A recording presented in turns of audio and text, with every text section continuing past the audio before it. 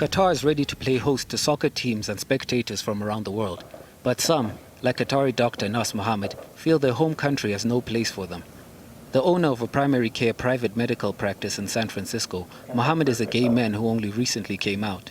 He says the World Cup is forcing LGBT issues to be publicly discussed in Qatar for the first time, and that he must add his voice in an attempt to balance out the narrative.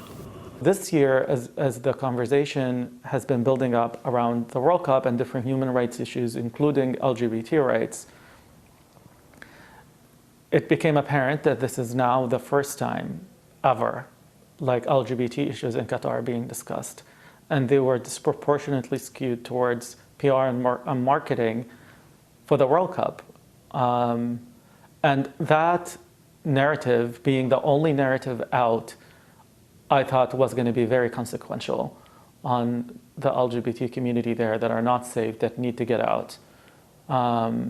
So that was the biggest motive for me to come out.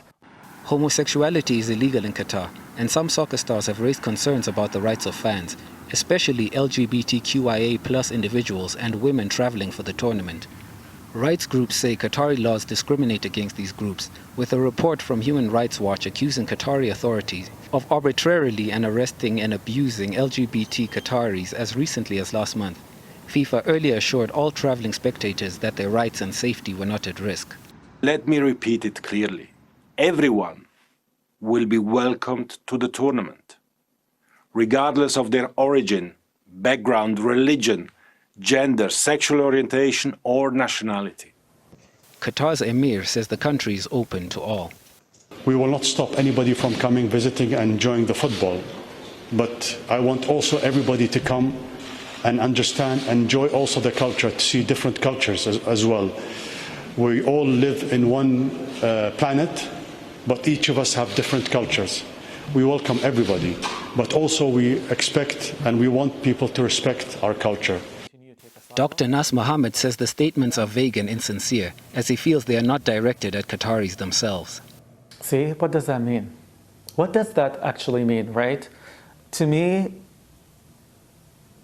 from my perspective, like, it means two things to me. One, it's a message for us locally. We're going to be allowing people and we're going to let them do whatever they want, but this is not for you kids. This is for the people visiting. So it's kind of like a message to say, stay in line.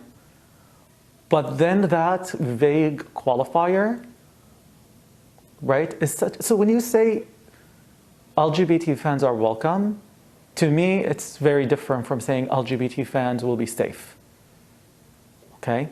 And when you say they're going to be welcome, and then you add that qualifier, but you have to respect our culture and tradition, it seems like a ticket out for when something goes bad, because you can just deflect the blame to the victim if something goes wrong.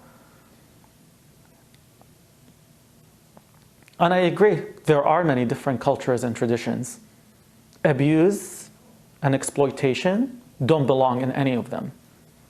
And that's what the LGBT community in Qatar experience. And that is not something to be celebrated. Mohammed remains skeptical of how safe members of the LGBTQIA+ community will be in Qatar and recommends they prioritize their own safety. Along with speaking out, he has also launched a non-profit aimed at promoting LGBT issues, which he hopes will change things for the better for a community that feels simultaneously invisible but actively persecuted. I'm hoping there would be a long-term impact. I filed and opened a non-profit organization. It's called Al-Wan Foundation. I learned it's the first LGBT non-profit organization that is covering the Gulf region.